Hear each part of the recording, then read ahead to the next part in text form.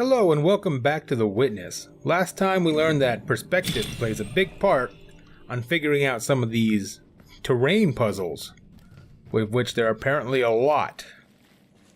So I turned that off just in case, maybe stopping it in the right position is the key.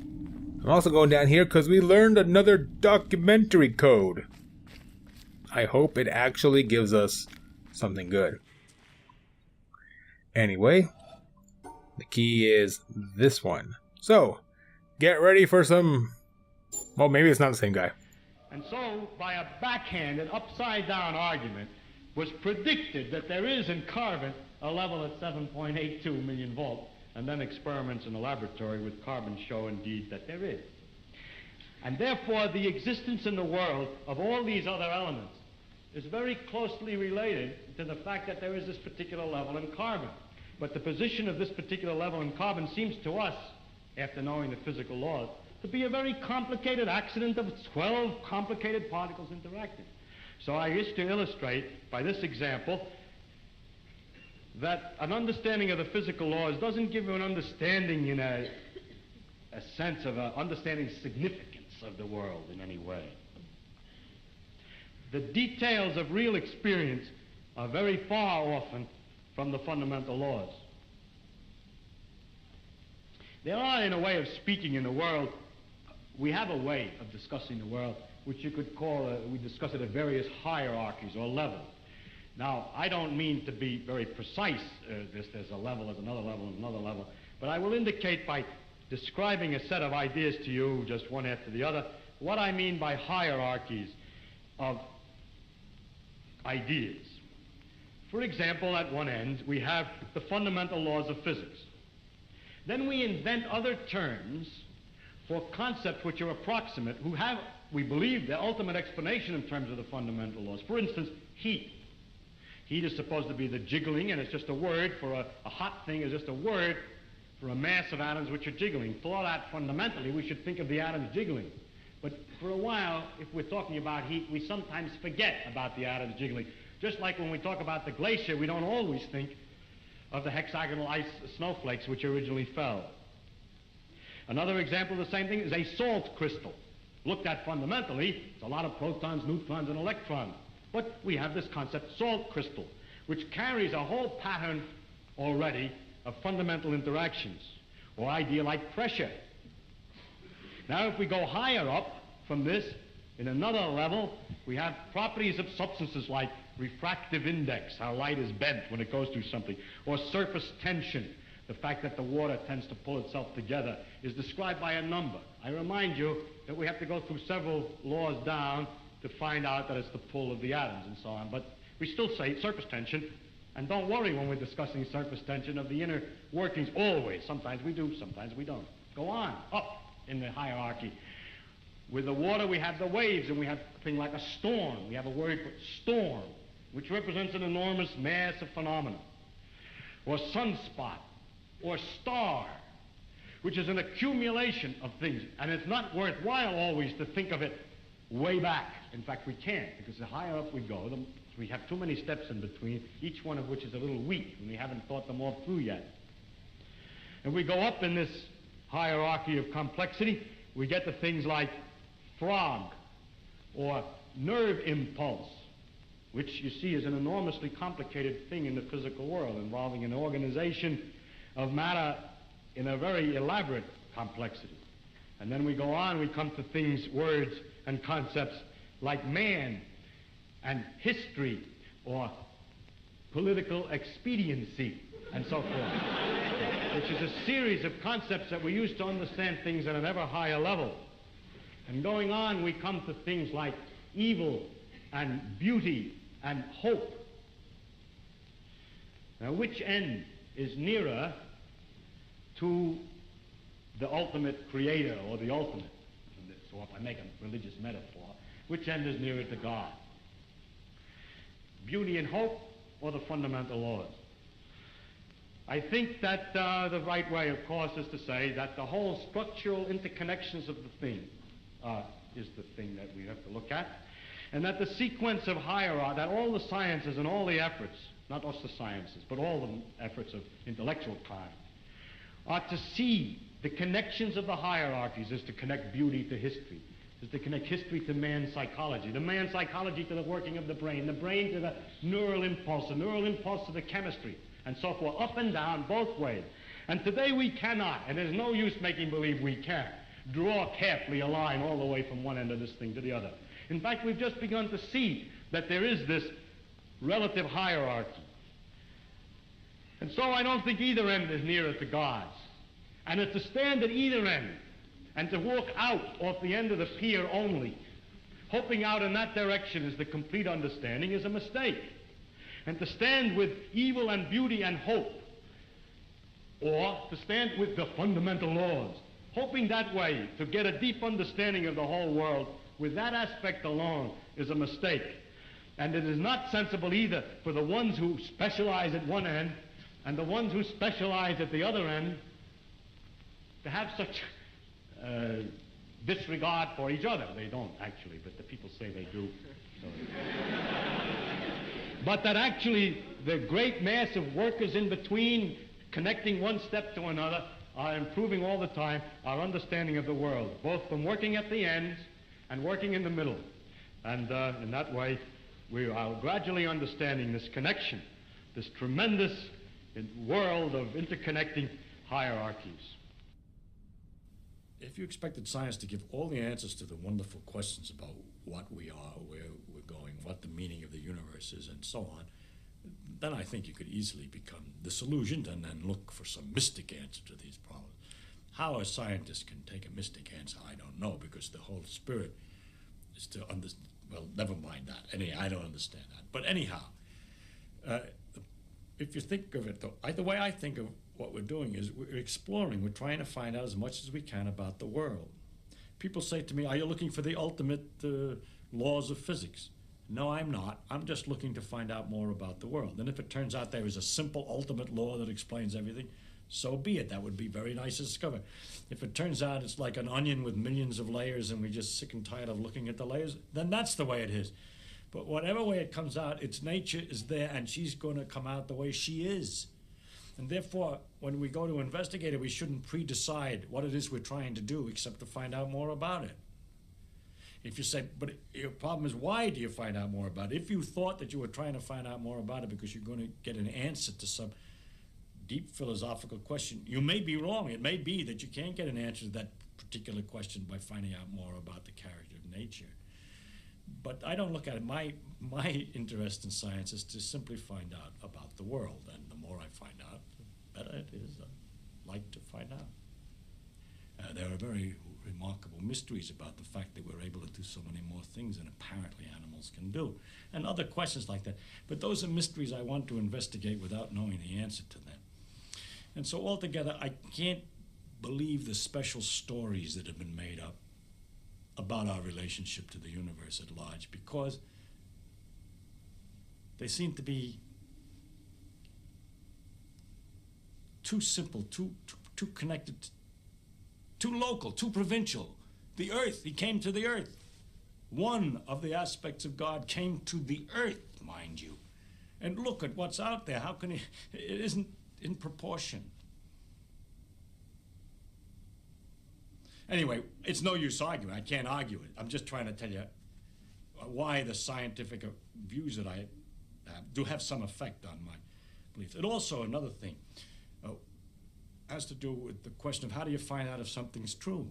And if you have all these theories of the different religions, have all different theories about the thing, then you begin to wonder. Once you start doubting, just like you're supposed to doubt, you ask me, is the science true? We say, no, we don't know what's true. We're trying to find out. Everything is possibly wrong. Start out understanding religion by saying everything is possibly wrong. Let us see. As soon as you do that, you start sliding down an edge, which is hard to recover from. And so with the scientific view, or my father's view, that we should look to see what's true and what may not be true, once you start doubting, which I think is, to me, is a very fundamental part of my soul, is to doubt and to ask. And when you doubt and ask, it gets a little harder to believe. You see, one thing is I can live with doubt and uncertainty and not knowing. I think it's much more interesting to live not knowing than to have answers which might be wrong. I have approximate answers and possible beliefs and different degrees of certainty about different things, but I'm not absolutely sure of anything.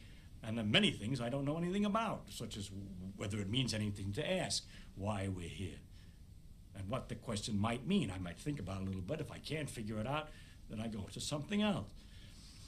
But I don't have to know an answer. I don't feel frightened by not knowing things, by being lost in the mysterious universe without having any purpose, which is the way it really is, as far as I can tell, possibly. It doesn't frighten me.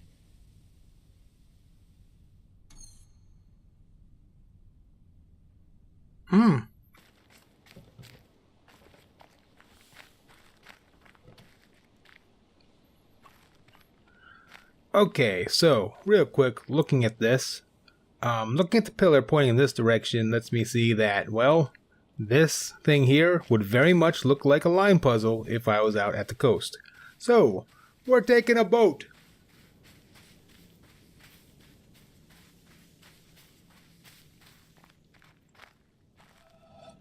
Also, here's another one. Further back. Maybe higher up? Nope, gotta get a different angle.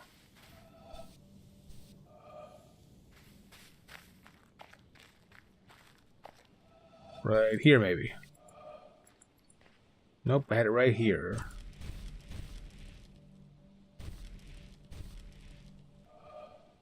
What am I missing? The rock?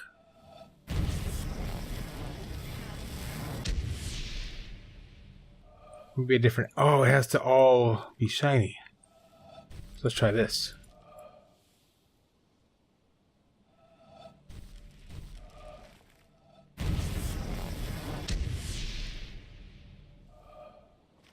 That didn't work. What's missing? Finish what you started.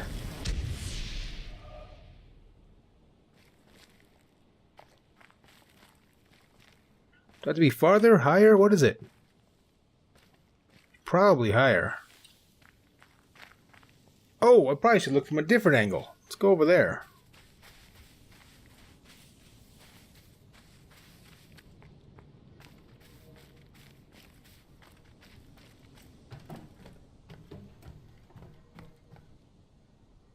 Nope, that don't work.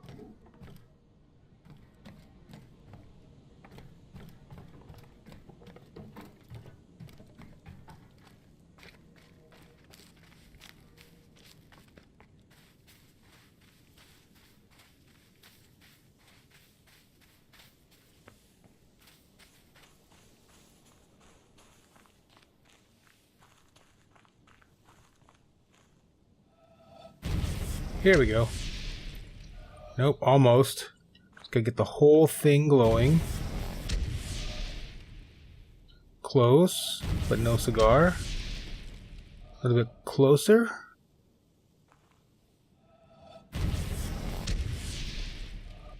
Come on, that looks like it works.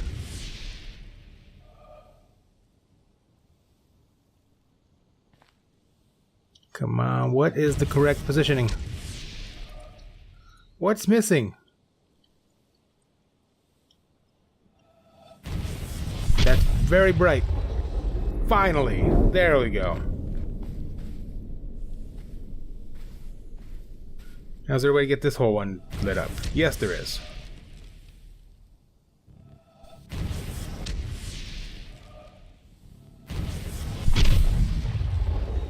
Two more, locked in place. Where's the dock? Hello, railroad.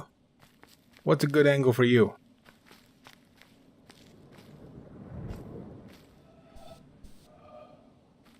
Nope. Probably over there. I see it. It's gonna be over here. To the top with you.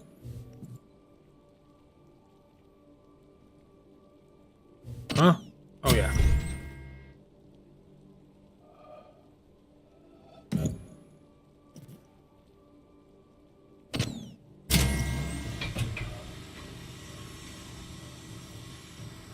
Oops, wrong way. No.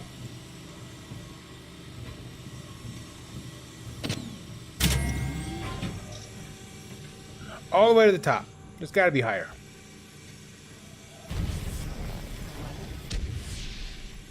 Whoa. Oh, I got to get an angle that looks whole. So, what angle would look whole for that? I think this roof. Just got to keep backing up while I'm on the roof till I get a good angle.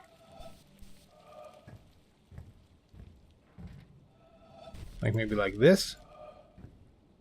Nope, it's still got to be on the elevator.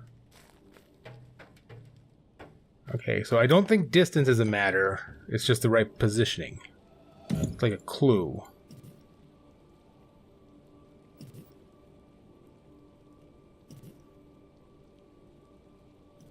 So maybe like this. Nope.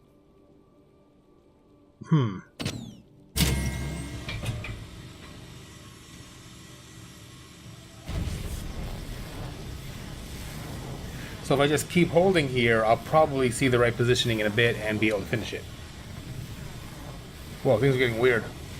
What's wrong with the sound? You can do it. You can do it. Yep, it's working. It's working. It's working!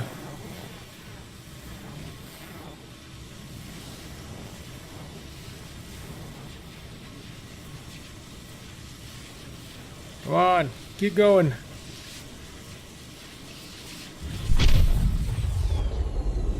Fly, my whatever you are, fly.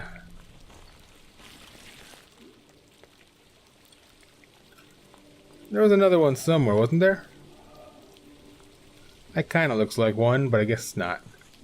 Well, at least all these weird world puzzles are taking my mind off the creepy ass statues. That's a good thing.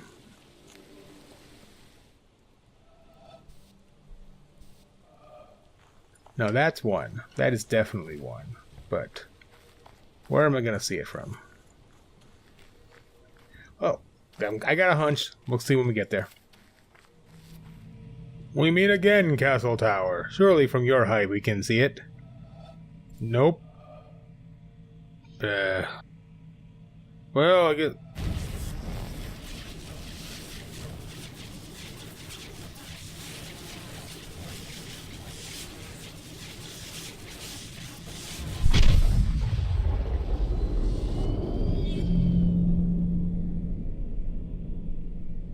Not a fruitless trip. Sweet. Hey, there's one too.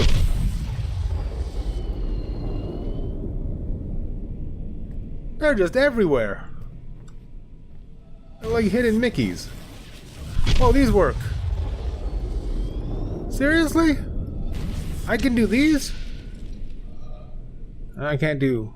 Wait. Nope. That wood's in the way. So's that one. That one, yes. That's why the wood's in the way. Wait a minute. Wait a minute. I can make shapes there. No, they have to be finished. Can I just... Do I just have to make the shape that they want from these positions? And then... That'd be weird, but I can see the logic behind it. Only one of them worked. No, that can't be right. It can't be that simple. Can't be that much busy work. Going up and down and making shapes and trying to make them visible from the sky. That's just way too much. You wouldn't do that to me, would you? Probably would. You sick bastard. Okay, so these things went to a pillar in the very back of this area. Assuming that the fireworks are what that means. So... Possible that each of these can be done just from the right... What the... What is that?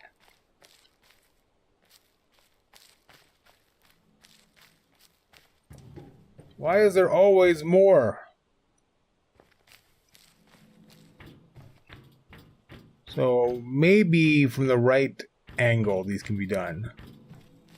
Like... Huh. I never went back here. This is a whole new world.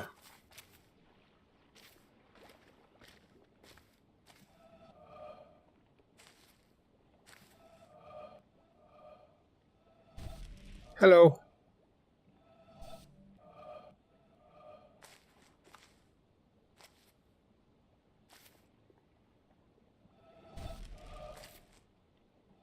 What's the right angle?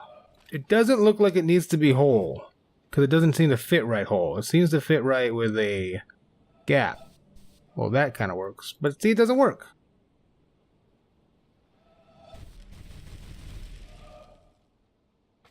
It actually works better with the gap than without.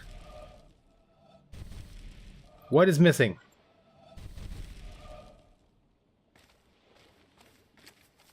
Maybe it has to be somewhere else. Maybe there has to be a different angle where I can see the middle too and connect it to the middle. But that doesn't make any sense. Let's get on here. What's up here? This is a wrecked ship. This place looks dangerous as hell. We're going to see what's on this ship next time. Thank you very much for watching. Hope you enjoyed it. If you have anything you'd like to see me play, feel free to ask in comments below. And I hope to see you next time. Later.